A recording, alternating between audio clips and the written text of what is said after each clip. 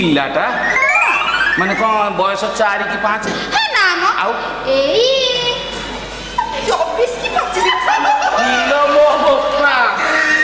ଆଉ ତୁ କାହାକୁ ଘରେ ଭର୍ତ୍ତି କରୁଛୁ? ସଂକ୍ରାନ୍ତି ସଂକ୍ରାନ୍ତିରେ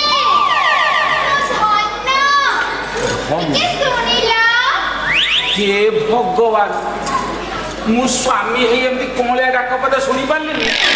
ଅଥଚ କୋଉ ବାରବୁଲା ଛତରା ଭିକାରୀ ଯାହାର ଜାତିଗତ ଠିକ ନାହିଁ ସିଏ ପୁଣି ଧନ ଡାକ ଶୁଣିଲାଣି। ତୁ କାହାକୁ ଘରେ ପୁରେଇଛୁ କି? ତମ ଭଣ ଜାମା ଛାଡ଼ ମତେ, ଛାଡ଼ ମତେ। ତୁ ଯୋଉ ଭାବରେ ମତେ କୁଣ୍ଡେଇ ଧରୁଛୁ ନା, ମୁଁ ଯାହା ଖାଇଥିବାର ବ୍ୟାକ୍ ସାଇଡ୍ ସବୁ ଲିକ୍ କରିଯିବ ରେ। ହେ ମାମୁ, ତମେ ମତେ ଭଣଜା ବୋଲି ସ୍ୱୀକାର କରି ହେ ଖୁସିରେ ଗୋଟେ କିସ୍ଟେ ଦେଲେ ଭଣଜା ପୁଣି କିସ୍ ଯୋଉଟା ମୋ ଜାତକରେ ନାହିଁ। ନହେଲେ ମୋର ବାହାରିବାର ନାହିଁ। ଆଲୋ ହେ ପୁନେଇ, ତ ସାଉଁଟିଆ ଭଣଜା କଣ ଗୋଟେ ଛାଡ଼ି ଦଉଛୁ, ମୁଁ ଆଉ ସମ୍ଭାଳି ପାରୁନି। ସିଏ ଯାହା କହୁଛନ୍ତି ତମେ ମାନି ଯାଅ।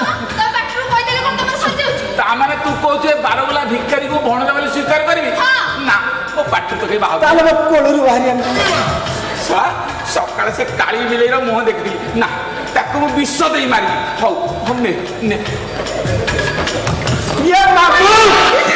ତମେ କେଡ଼େ ଭଲ ବେ ସଂକ୍ରାନ୍ତି, ତୁ ସଂକ୍ରାନ୍ତି କୋଉ ସଳା ସଂକ୍ରାନ୍ତି?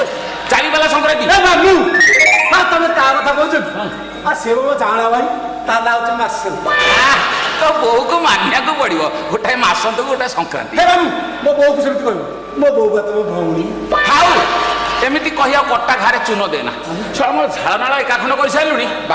ମାମୁ, ମୋ ବୋଉ ବା କହିଛି ମାମୁ ଘରେ ମାସେ ରହିବି, ଆଉ ମାଇକି ଟିକେ କାମରେ ସାହାଯ୍ୟ। ଭଗବାନ, ମୋରି ସାମ୍ନାରେ ମୋରି ସ୍ତ୍ରୀ କି ମାଡ଼ି ବସି ଧରିଲାଣି। କୋଉ ସ୍ୱାମୀର ଛାତି ସହିବ କହିଲେ? ଏ ପୁନିଟା ସିନା ଛାଡ଼ି ଛାଡ଼ି ହୁଅନ୍ତା, ସିଏ ଏଗୁଡ଼ା କେମିତି କୁତୁ କୁତୁ ହେଇଟା ଖାଇ ମୁତୁକୁଟା ହସ ମାରୁଛି। ଏବେ ଝୁମରା